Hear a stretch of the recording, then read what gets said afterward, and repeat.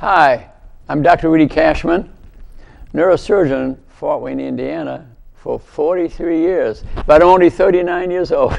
No, let's get on with the show. You know, I've been having a lot of shows about wellness, and I have some good news for the people, I think, that have followed me and read my books, that starting July 1, I'm going to be the wellness director at Lufin Health Networks, covering 8 facilities.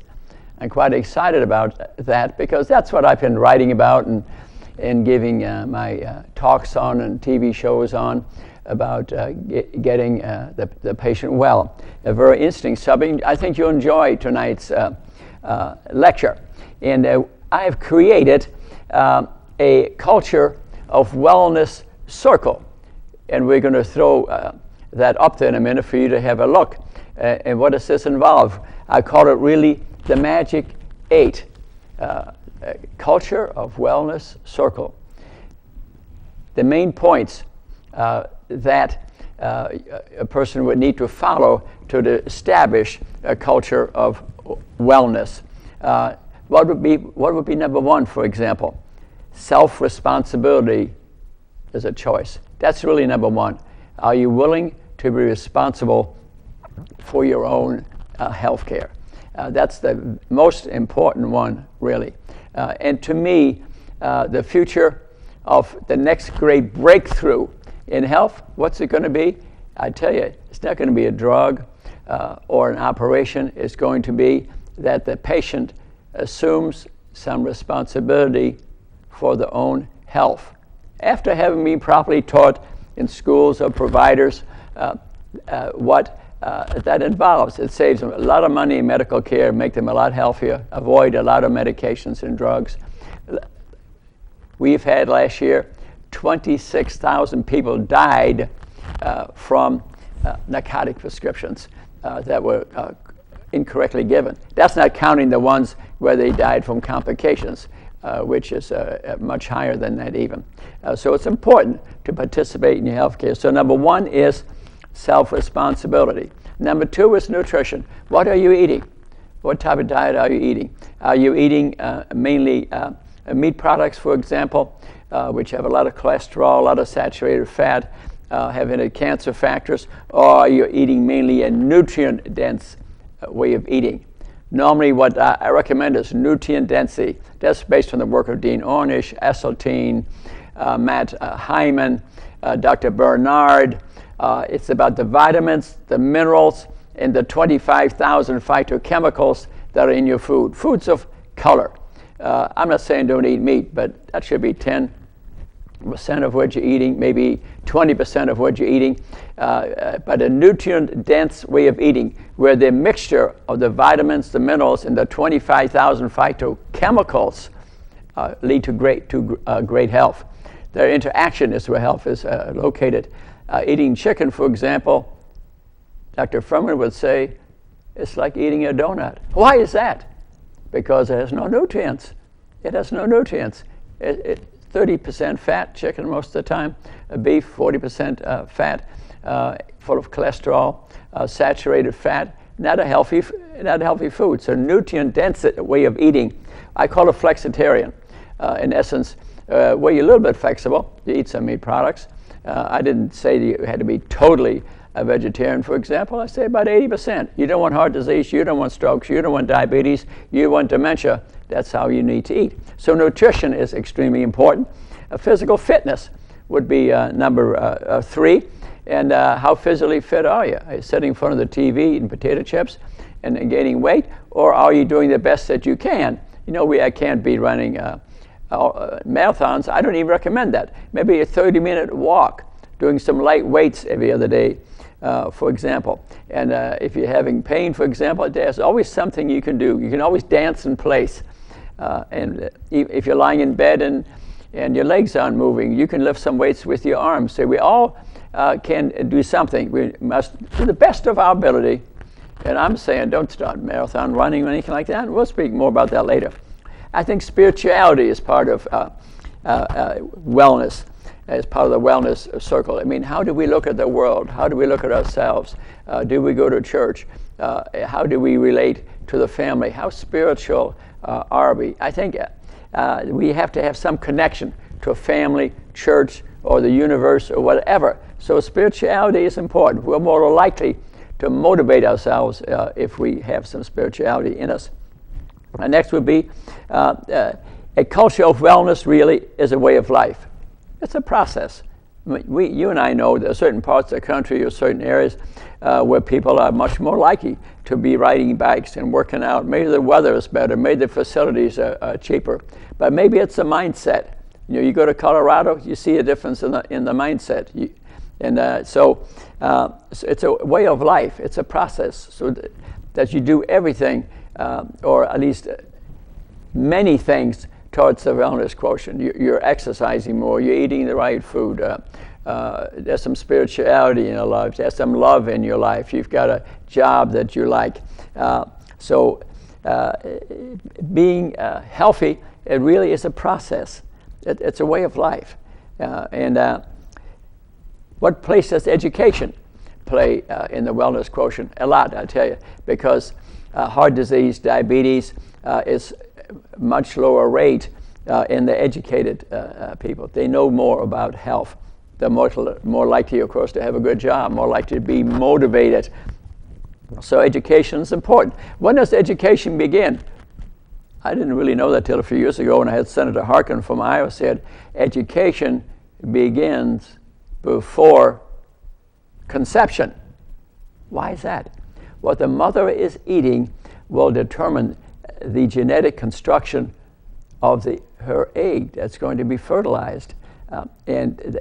What she's eating will influence the genetic structure of that egg. And once it's fertilized and the pregnancy is in the uterus, what the mother is eating, again, will have great effects on the genetic structure of the child. The genes can be changed by what you eat.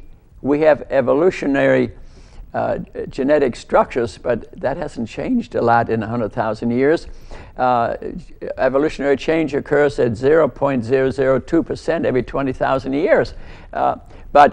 So the genes themselves, through evolution, change very little, but they can be expressed by what you are eating. The DNA can change. Epigenetics has been shown. So what the mother eats before and father eat before pregnancy affects their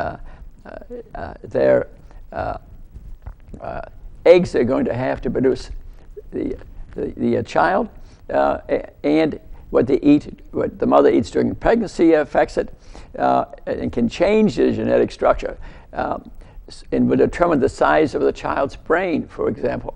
The child in the first 2 years of life is fed mother's breast milk for the first 2 years. It'll have the largest brain it can get because that's omega-3 fats and develop a large brain. So breastfeeding is extremely important in the first 2 years of life. Extremely important. It'll affect their size and function of their brain. So education begins before conception. And very important, how educated then the family is affects what they eat. There's no question about that. And more educated people live longer. They have less dementia. They have exercised more, participate more, and partly because some may have better jobs and they have more time. So definitely that if you're low in the economic structure, you may not be able to afford to go and work out. I see in town now we have places that charge only $10 a month. Well, guess what? I see now that people who are economically deprived are working out in high numbers. So economics makes a difference. These people aren't lazy. They can't afford to do it. So I'm so glad to see these places springing up, and I compliment them for bringing these businesses to town. So education makes a difference. Next, I say integration of the mind and the body is extremely important in wellness. 75% of people go see a physician. They need a coach. All they need is a coach. They don't need big procedures. So medicine today does not recognize very well that the mind is connected to the body through hormones, through neurotransmitters, through neuropeptides. Candace Pert published a great book called Molecules of Emotion by Candace Pert, 1982, where she proved chemically the connection of the mind to the body. The relaxing hormone serotonin, 75% is produced in the gut. Yes, Gershon wrote a book called The Second Brain, Your Gut. Your gut is your second brain, because it's the brain speaks to the nerves and through the glands that are located in your abdominal cavity, but in turn, the white cells and the immune cells in your gut in turn make about 300 neuropeptides that in turn speak to your brain. So it's mind, body, mind. They speak to each other. How you think affects your immunity. So to realize the connection of the mind and the body is extremely important, and it helps motivate us towards wellness. That what we do, how we think, affects our health tremendously. And lastly, when looking at the wellness picture, we need to know our biometrics. What I mean by that, our blood pressure, our sugar level, our triglycerides, our thyroid level. We can go on, name many tests that we should run just to get some idea what is our sugar level, what is our LDL, what is our HDL, what is our inflammation rate, the CRP, what is the thyroid level. Personally, I recommend it be checked once a year. That way you can take corrective action. To do it every few years, you may be way out of whack and you're causing yourself a lot of trouble. I personally think even teenagers should have it done. Why should teenagers have it done? Because heart disease begins at age 4. Charles Atwood proved it in the Bigelosa study in Louisiana, where every child that died, they autopsied from accidents, different things, and they found children develop streaks in the arteries age 2 and 4 already. The cholesterol is elevated even in half the teenagers today, and even some who are of normal weight. So I think teenagers should have their biometrics checked, and they should be checked yearly, and that's part of their wellness paradigm. And I would like to see this. For example, at Lutheran Hospital, we'll be bringing it to the employees, ask them to get biometric tests, and then act on them. Then, of course, we need to educate the patient. And this has to be a community. Every person working in the Lutheran Health Network will be involved with this community, from the person that cleans the floor to the person who does a fancy surgery. We're all going to have to participate in and work with each other to bring wellness to the patient. It is not just about procedures. When they come to the hospital, they're at the tip of the iceberg. We're seeing what's happened.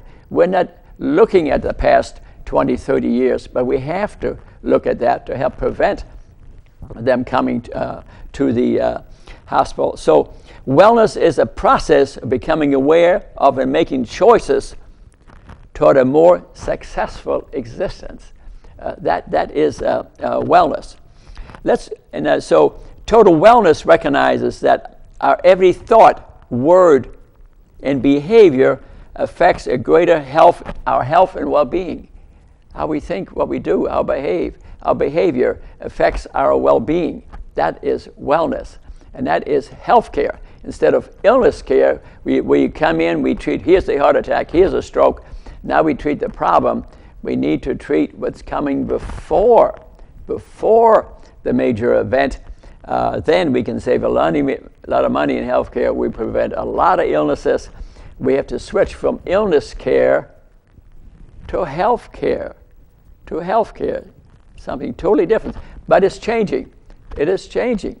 For example, look at the job I'm coming onto. I was hired by Lutheran Network. They thought of it. And so the process indeed is changing. In the literature, they talk about the iceberg model of health and wellness. And I have an illustration in a minute to show you about that. In other words, if you look at that, what we are looking at, you come to the emergency room, your state of your health, the present, what we see externally in the lab test. But what we need to do after we correct what we're looking at, we have to look at what's been going on your last 10 years, what's been your lifestyle, what's been your behavior, what's been your psychology, what motivation do you have, what are you eating. We need to go through the Magic 8 and determine what brought you there. That if we start attacking what's below the water, we can prevent future illnesses, turn things around, and make life a lot easier for you. Reduce your costs, increase your health, and improve the chances of you living to be 100. I wrote a book on living to be 100. If you want to read it, incidentally, it's on Amazon. And so the biometric markers we spoke about a little bit, from colonoscopy to mammograms to PSA, the necessary immunizations. I think you should know your body mass index, for example, what you weigh. I mean, if you're overweight, you're much more likely to get type 2 diabetes, where there's too much insulin, versus type 1, which most people get as children, from autoimmune disease, where you have no insulin. So it's important to know your body mass index. If you of normal body mass index, you will avoid a tremendous number of illnesses, type 2 diabetes, less cancer rates. You can exercise more. You're going to be a lot more energetic. You higher rate of avoiding cancer. 30% of breast cancer is due to obesity. Very rarely do women know that. That's because we're not educate them. Again, I read the Mayo Clinic description of breast cancer, and they mentioned after menopause, especially where most breast cancer does indeed occur, is moderately related to obesity. I just read it yesterday at Barnes & Noble, right out of their book. I knew this already from papers from Dr. Furman and from Nature magazine. I just wanted to confirm it. They said it right in that book. So it's very important to let women know when during the menopause, when they have a tendency to gain weight, get rid of that, to reduce the odds of getting breast cancer. It's not just like you read in the paper recently. It's not just your genes. It's not just your genes. It's what you're eating that your genes respond to. It's the expression of your genes. Just like today, we have this tremendous explosion of obesities because we're eating the sad, salty, toxic American fatty diet, which our genetic structure is not used to, and we're responding in illness. We're eating the wrong food. It's occurring really, frankly, now across the world. Stress has a great deal to do with this, also because stress causes us to overeat. We think the tiger's running at us. You know, acute stress is the tiger's running at us, and our blood pressure goes up, and our blood sugar goes up, and our heart races faster.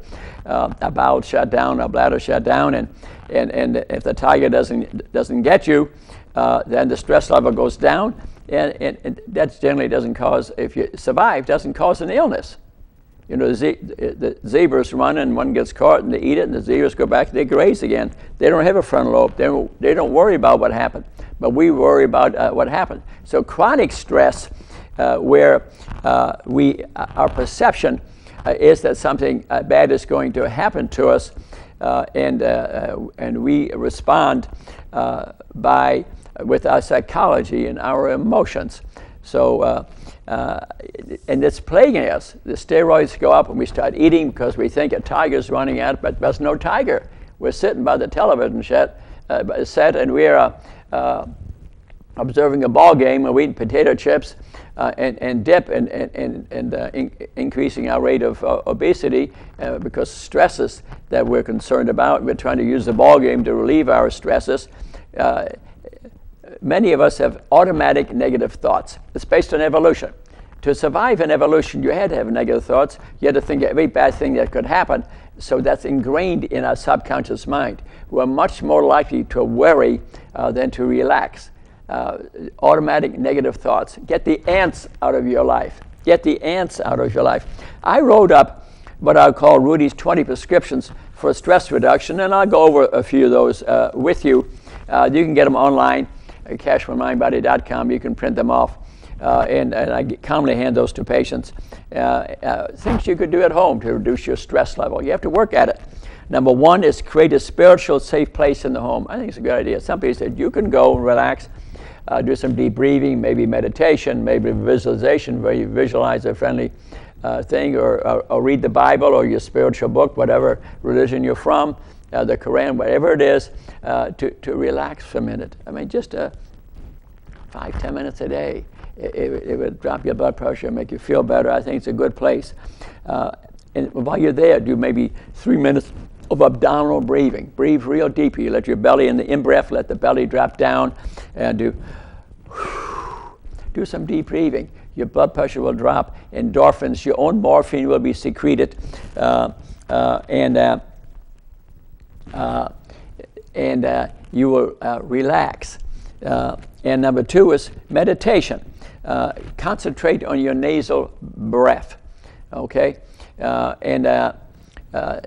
If you visualize that and do some deep breathing, you will cause you to relax. If you can't quiet your mind, say a word, a mantra. Keep on repeating the same word. God, love, love, love, whatever. That'll quiet your mind. So that's meditation and a mantra. Visualize an image of what you want to achieve that day. That's speaking to your subconscious mind, to your unconscious mind. It will cause you more likely for it to happen. When you're speaking to your subconscious mind, it's more likely to lead to the event you're trying to do. So visualization, I think, is a good thing.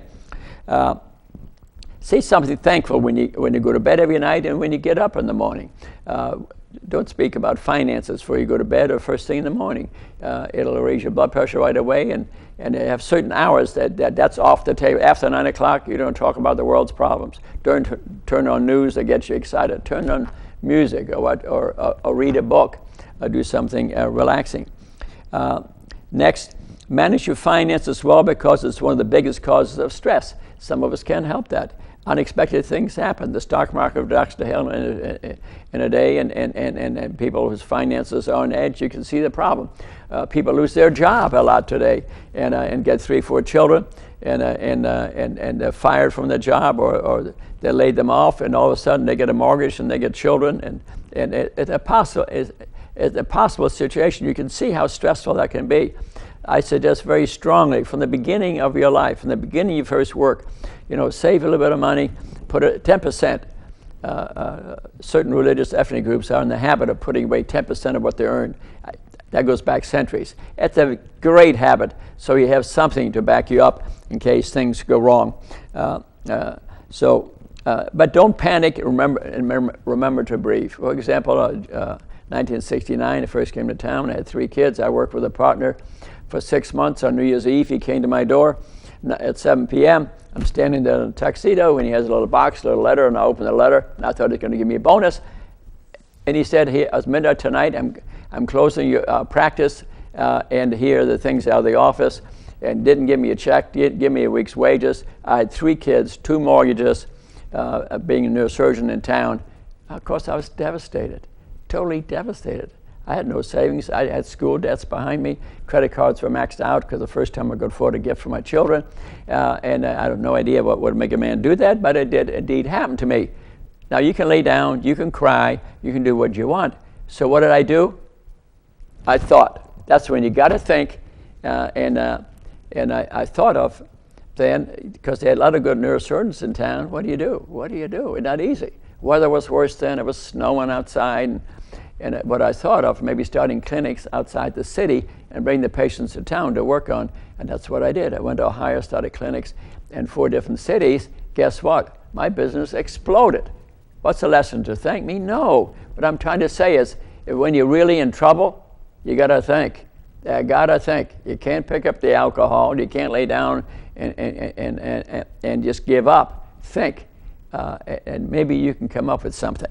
And I went through that, believe me, and it's still on my mind just 43 years later. I would never do such a thing to somebody else. If you're going to lay somebody off or fire them, I mean, you ought to consider what it does to their family, Mr. Employer. I'd like to remind you of that.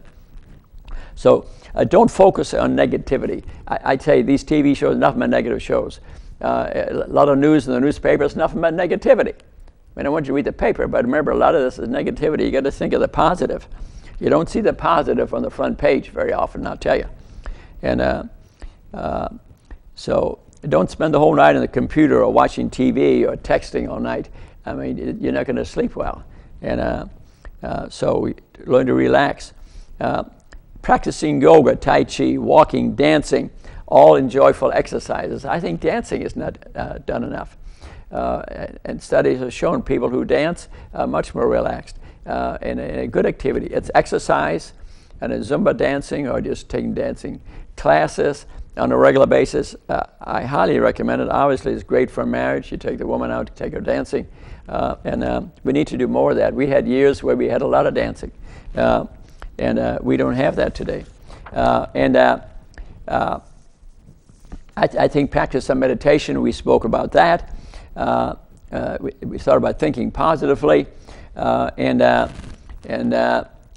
eat the proper food, where we spoke about that. Organize your time. That's important for stress reduction. Don't smoke, use illegal drugs or excessive medications. That's important. I see a lot of people that are elderly and they're taking 15 medications. I mean, they're dizzy, they fall down, they get injuries, and take the life-saving stuff. But watch grandma, she's on 15 medicine. You better have a look because the intermixture can result in illness. And lead a life of gratitude rather than a life of regret. I think that is important. Let me make a prediction. The next major advances in healthcare of the American people will come from the assumption of the individual responsibility for one's health. That's the next breakthrough. No little genetic research. Genetic diseases are 0.2% of our illnesses. This is where you see the big headlines. But the next great breakthrough will that the individual will learn to look after themselves with the help of teachers, from the schools to the physician, to our friends, to our neighbors, to our parents, and especially the children need to be taught in school. What's healthy eating?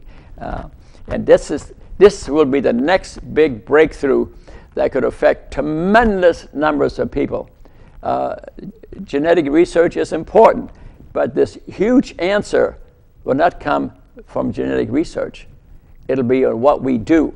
Our self-responsibility can have huge effects because the moment we have illness care, it's not health care, it's illness care.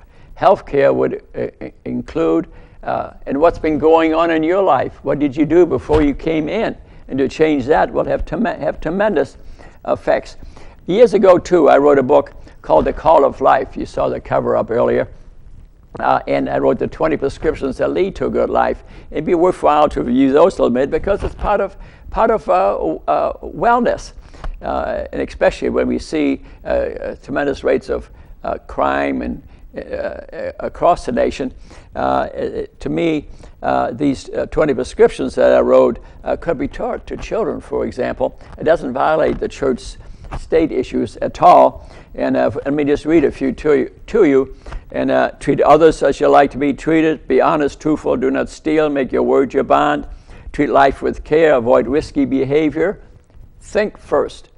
And there's the book, The Call of Life, where a chapter is written, every one of these. And on there you see the statue in front on this cover, done by Hector Garcia. It stands in front of the Children's Criminal Justice Building. It'd be better off in front of the courthouse, frankly, but that's where it's at. And on the prescriptions are written on the side. It's a beautiful bronze statue. And practice showing respect for authority. Don't let physical or mental abuse go unnoticed. Read a book regularly. Be tolerant of other beliefs. Express honor, love, and respect for your family. Respect the environment. Expect to make your own way in life. And a song was written to it, actually, by Jeff Benwood, quite melodious. Seek knowledge, wisdom, good character, and pursue excellence.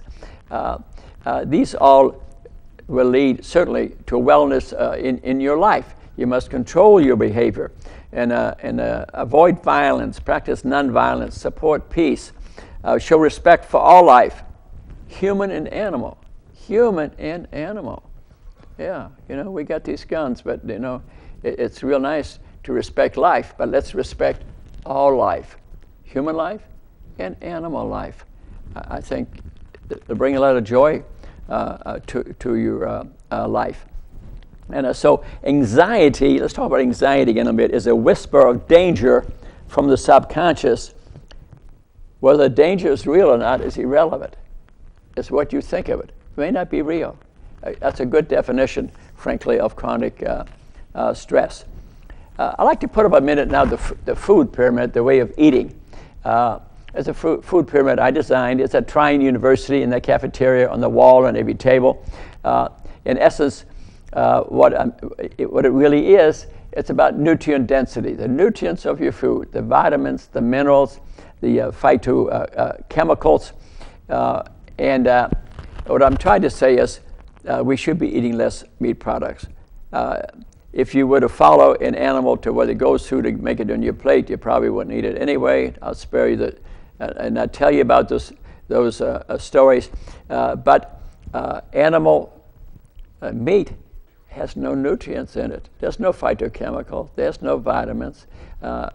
Very few vitamins and hardly any minerals in meat. While the phytochemicals of your food, of cruciferous vegetables, of fruit, of beans, of nuts, are full of phytochemicals, and it is their symphony, their rainbow, their mosaic of interaction that lead to good health.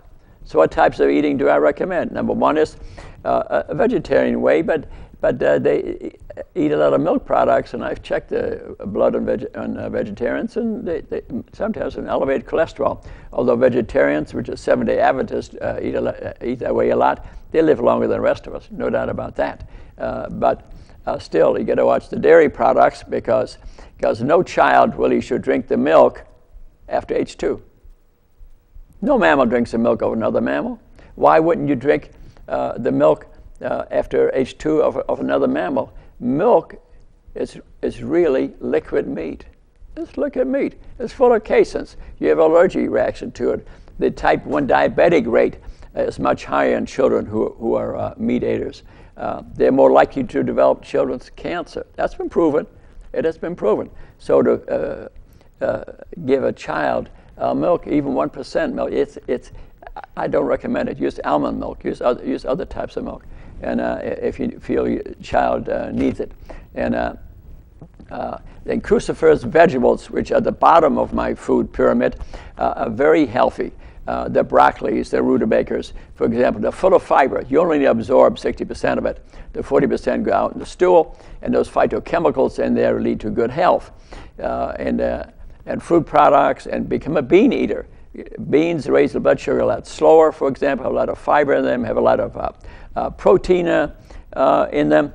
And second way of eating would be vegetarian way of eating, where you don't eat any milk products or any meat. And that's fine. If you had advanced heart disease, vascular disease, I'd eat that way. Dr. Esseltine teaches that in Cleveland Clinic, and he can take the worst case of heart disease, frankly, and turn it around. I think this is a good way of eating. This is well described in a book I wrote called The Secret of the Non-Diet, which you now see on the screen. You can get that on Amazon. And it describes these 4 different ways of eating. The next would be the flexitarian way, where you eat 80% vegetarian, 20% meat products, which is sort of what I do. I don't eat meat that often. I haven't had beef in years. And if I ate a steak, I'd get diarrhea because I have fat intolerance now because I no longer eat fatty food.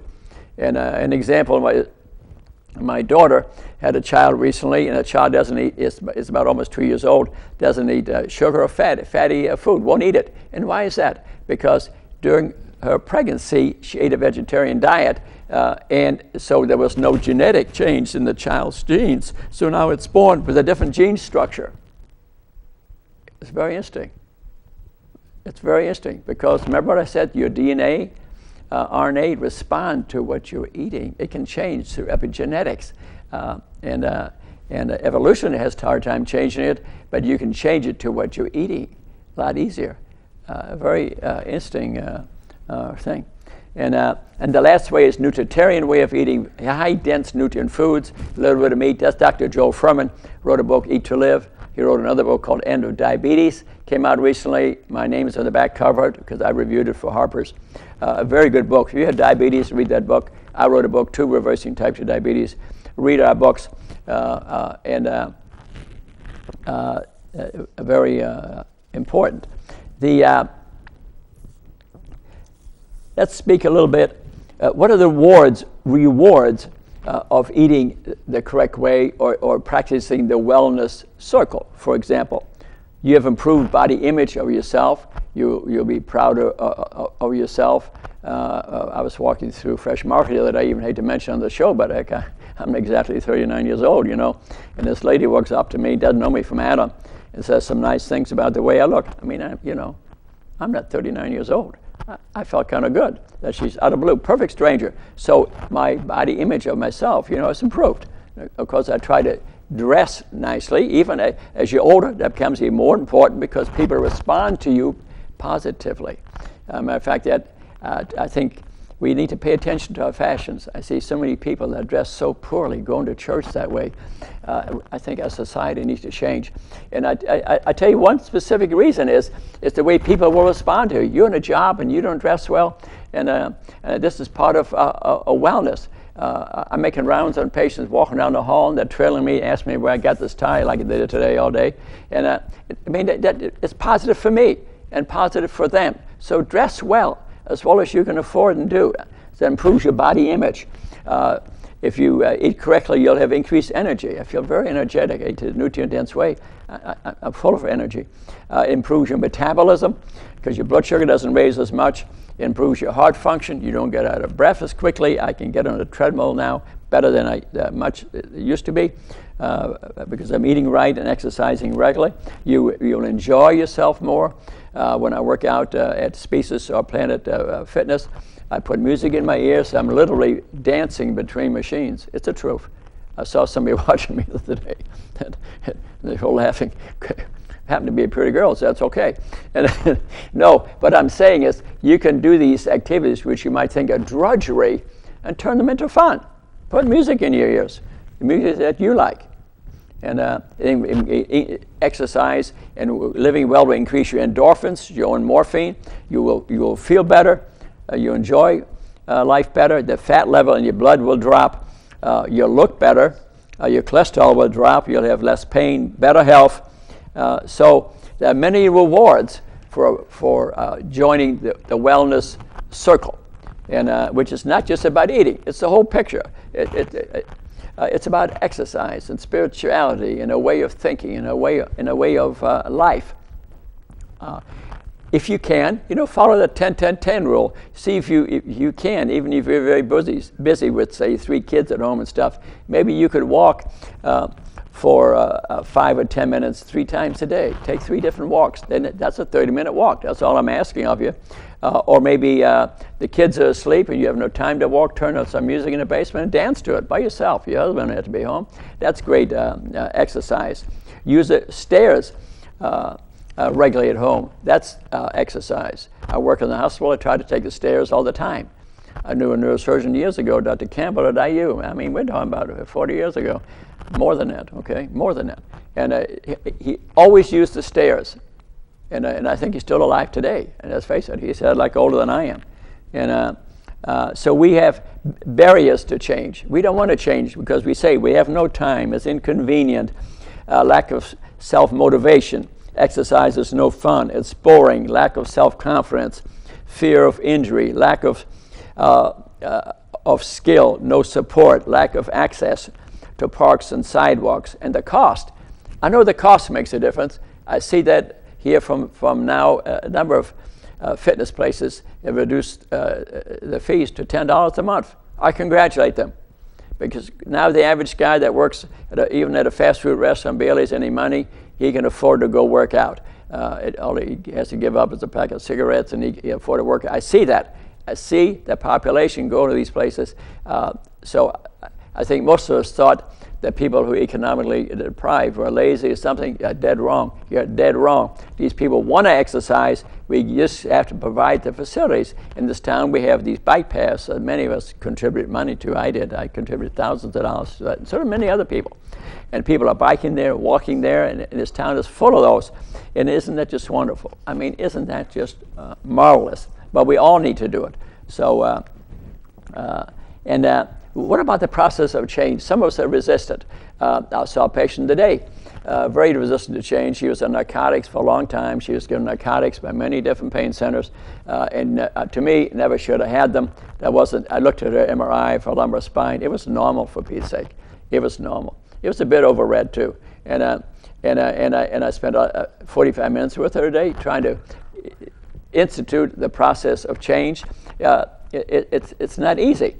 For one thing, they don't believe. They have no self-efficacy. They don't believe that they can change. Well, I have this pain. I have this back problem, but the MRI is normal. It's normal, so you have to change. Probably it's maybe habituated to the medication. It's quite possible. So we have to raise their consciousness. It was my speaking to her for a long time. I did raise her consciousness to it, but I think the patient was full of anxiety and fear that she couldn't do it.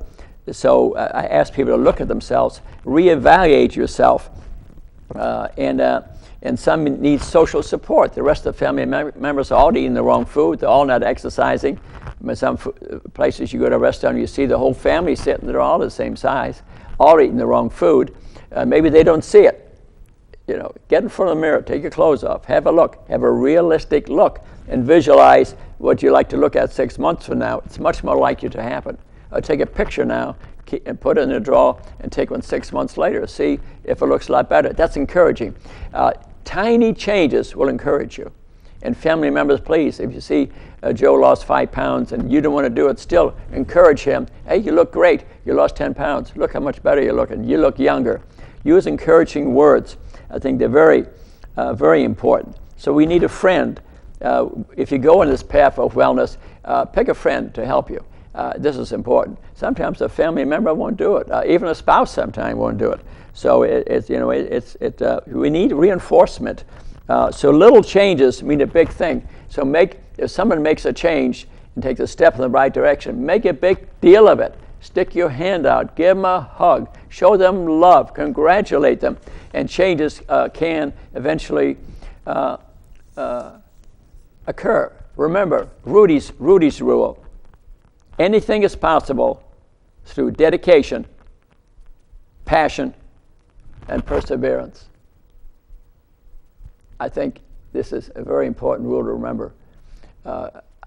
Personally, I feel that way with this wellness thing in myself, because I tell you, for 30 years, I've been dedicated to it, been passionate about it, and persevered with it. I was handing out books on how to live 365 days by Dr. Schindler 35 years ago. I gave out 20,000 copies, free. Now I'm going to charge for someone because it's adding up. But that goes to show you that indeed you can be dedicated, passionate, and persevere. And if you stick to it, it may take you many years, but you can indeed accomplish something. And so what's the definition of insanity? This is Einstein's definition. It's doing the same thing over and over again and expecting a different result. So if we want to change,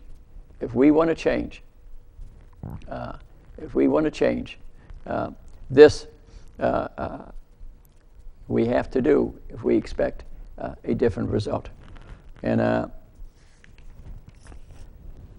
so wellness is critical to our life. We should fill out, I think it'd be very good to fill out yourself a health risk questionnaire. And I think this is important. And I plan to do this at Lutheran Hospital, but we found out what are the health markers, and what is the blood pressure, what is the BMI, what is the stress level, how much exercise are they doing? What is the blood work? We need to review all that, and people should be rewarded for that. Maybe take something off their health care bill. And so let's talk about self-efficacy theory. We got to believe ourselves that we can do it. You got to believe you can do it. So make small goals, and these successes will help you a great deal. You need social support, and this is very important. Let's talk about physical activity. How can you improve the physical activity without necessarily having to go to a facility? Use the stairs, park further from your destination, walk your dog, okay? If you can't walk them, call me. I'll come over and walk them. I like walking animals. And take a family walk after dinner. Go hiking on a weekend. Ride your bike to work. Go for a walk during lunch. Wear a pedometer. Walk 5 miles a day. Exercise with a friend. It really is. If you have a friend, that's helpful. Walk at work if you can. I see my employees, we attach to the hospital. I see them over the lunch hour instead of eating the wrong food. These two typists I know every day, they walk the whole hospital complex. That's a long way. I think they're walking for a few miles. They don't bother anybody. And I see some people who are coming in actually to do that, to go to a shopping center. Of course, you can afford to go to Y and work out there, but walking is very good exercise. Walk briskly, and walk sort of slowly, and then briskly, and then slowly, and then briskly. That's high intensity intermittent training. That's very good for your heart, with your VO2 max. This is, which gradually goes down, starting in high school, goes lower and lower and lower. So to improve the function of your heart, you need to stress it. It's 220 minus your age times 0.8. It's a target heart rate. And if you can exercise for a minute, say 5 or 10 times above that target heart rate, that'll train your heart. You will become a lot stronger, a lot more vigorous. And I do it at Spaces Anytime Fitness. I use a stair-step machine, stair-step machine, stair-step machine, back and forth. So 20 stair-step, then to a machine, back and forth. So that's training my heart to improve the VO2 max. Or get on a treadmill with a hill and go like anything for a minute, relax for 90 seconds. Do it again. Do it 5 or 10 times. That is high intensity intermittent training. Is very good for your heart. And I think do some muscle training every other day at least. Not huge weights, for Pete's sake, light weights, but do a lot of reps. Do a lot of reps, because oxygen metabolism improves a great deal when we have bigger muscles. And I'm not asking you to get big muscles, but strong muscles. For every pound of muscle that you gain in the body, you burn 50 calories without having to work that muscle. You gain 5 pounds of muscle weight, knock off, say, 5 pounds of fat, you'll burn 250 calories without doing anything. Wow, that's a really important figure to know. And what are the good things about behavioral change? We spoke about it, improved body image, better health. How do you motivate yourself? It's not always easy. Number one is to know that if you don't do something, what's going to happen, I think is pretty important. And I can't make you change your behavior, but I can invite you to change your behavior. And I've had some patients that we had one recently that won a $15,000 bet. It was a well-known person in town, and he had bet his son-in-law $15,000 that he could come to a certain weight. He had 23 pounds to go in 22 days. And myself and my IT guy, Gary Ritter, we got the job done. We got the job done. You know what we did? We went over his house. We called him on the phone. We did everything. And he did it. He did it. And we helped motivate him because he knows we cared about him. And very instinct. And of course, he's a lot healthier, going to live a lot longer. So follow up. How you doing with your wellness program, etc.? A big hub. Boy, you look great. These things are very inspiring to people. And so I can help create the container and the situation of support. But still, you got to do it. So I can invite you, but it needs to be follow-up. Just a little speech isn't going to do it. And let me speak a minute about safety and thinking first. Many people succumb to accidents. I see it every day, being a neurosurgeon, dealing in trauma every weekend. I see this. So I think to avoid accidents and injuries, we have to think. There's this program called Think First. It's national. We have a chapter in Fort Wayne, and I think it's great. I was one of the originators of it many years ago. And like things at home, for example, you need to think a little bit. Do you have a fire extinguisher at home? If there's icy sidewalks and steps, you got to be careful. On ice, you can fall down, bang, hit the back of your head, and die. I've seen it more than once. I've seen somebody faint at a wedding. I hit the back of the head and died. Believe it or not, a terrible thing. So the brain doesn't take that. Avoid ladders. If you need your gutters cleaned out, hire somebody. Believe me, it's worth it. I've seen many people fall off their ladders, off the roof, and there they are paralyzed the rest of their life. I've seen it so often, I couldn't even count the numbers. Ladders are dangerous. If somebody hold on to it, if you're a professional person, I rarely see somebody fall off a ladder, a professional person. Roofers, for example, or people dealing in trees, they're professionals, rarely see injuries. But we're not professionals. We shouldn't be doing such a thing. And in driving, for example, I think you can't be texting, you can't be on the phone. I see it all day. And we see these people in the hospital, a lot of them are dead, some causing other deaths, wiping out a man and a wife and their 3 kids. I saw it again the other day. Person was texting. They were texting. Another one, a person was drinking, killed a couple of people. So drinking, smoking while you're driving, texting, being on the phone, and be sure everybody's belted in, because that's totally critical. And speed makes a difference. I'll tell you something else. If you're going to turn the corner or go somewhere, look both ways twice. I didn't do that till recently. And unfortunately, I recently saw a death where someone pulled out in a Corvette and killed somebody. Actually, it was one of my partners. Most unfortunate thing. He was retired and at home. Most unfortunate thing. A great surgeon. But driving a small car. So with all these SUVs out there, if you're driving a smaller car, that's dangerous. I mean, I see so many huge vehicles, and you get the small car. Guess who's going to be the winner there? Look both ways twice, because after that death, 3 days later, I'm driving, and I see. I looked right, I looked left, and went straight ahead slowly, and bang! If it wasn't a Corvette, went by, zipping right by me. It was black. I didn't see it. Almost killed the guy. So my son reminded me, Dad, you gotta look twice. For some reason, that never reached my life. Maybe I didn't know it, but boy, now I look twice in both directions, and maybe sometimes a third time, because it's real easy to injure somebody badly. So distractions while driving are important. If the kids are fighting each other in the back seat, pull over. And I remember coming back from Florida, the kids were fighting, and I never drove back to Florida. And you can't have that. It's distracting. You're going to hurt the family or somebody else. All stairs should have handrails. And if they're there, use them. I see in the hospital, I see people zipping up and down the stairs, something in both hands, holding onto nothing. If you fall off those stairs, you could end up being quadriplegic, nothing flat, or kill yourself. I almost did it once in Europe. They don't have rails in Europe on stairs, and I was with André Rieu, the famous musician, and I was in an internet cafe, and I went down the stairs to go to the restroom, and there was nothing to hold on to. I had sunglasses on, and guess what? I slipped and somersaulted down the stairs.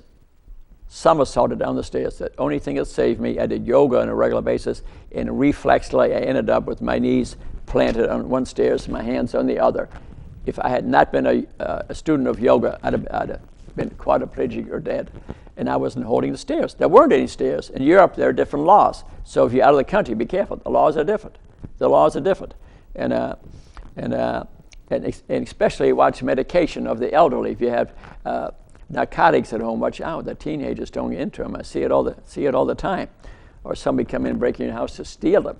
You got to be very careful with narcotics or any drugs at home, especially if the elderly are mixing them. They're getting confused and they're falling down the stairs or slip in the bathroom. See it all the time. And And if you're riding a bicycle, try to use a path if you can. I see people on the road competing with the cars. Remember, 10% of the people driving out there on drugs of some kind or medication. It's dangerous. Bikes on the road, they should be on a path, as far as I'm concerned. Not everybody would agree. And as far as I'm concerned, wear helmets, for Pete's sake. But helmets is not the only answer. You hit by a car with a helmet on, you're still going to have trouble. And motorcycles, four-wheelers are dangerous. Water sports, I see many injuries from motorsports, especially at high speeds, where people are tubing, for example, especially in females. That water at a high rate will come in and get in their pelvis and explode their bowels. I've seen it. I've seen a subdural hematoma from a person doing torsion in a water sport, never hit her head, came to the emergency room, and turned out had a subarachnoid hemorrhage and a clot on her head, never hit her head. It was the torsion forces. In summary, this project I'm going on, creating a circle of wellness, I like to involve the whole community, the hospital, the employees, the schools. I've been to the schools, the colleges. I've been to the colleges. I've been to the mayor. He's said, anything you want to do, really. I like to involve the whole community, of create a community of wellness so that we don't have to do as much, give as many medications, do as many procedures, and instead of we're coming at the tip of the iceberg with the illness, that we're working what's under the water and repairing what's causing us to be ill. So it's not just about nutrition, it's about exercise and attitude and the mind. It's the interaction of these 8 magic statements that I made that result in wellness. I mean, you could have 50 of them out there. I picked the 8 main ones, from nutrition to exercise to spirituality to checking your biomarkers. Even as a teenagers, have your child's biomarkers checked, have their blood work checked. Heart attacks don't begin at age 45 when you have a heart attack at age 46. Heart disease begins at age 2 or 4.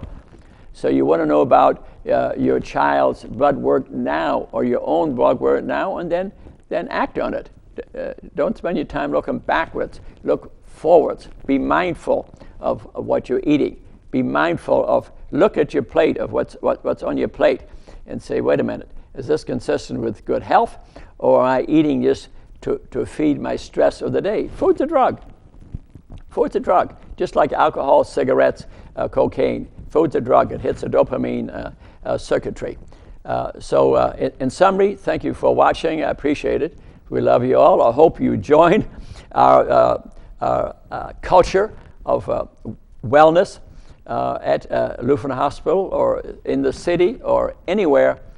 You'll be a lot healthier, a lot happier, a lot more energetic, better looking, and your children will be a lot healthier. We love you all. Looking forward to seeing you perhaps in our next show, which will be right along this line. We'll keep teaching this subject because I've been given a great opportunity, and we thank the Spirit for it.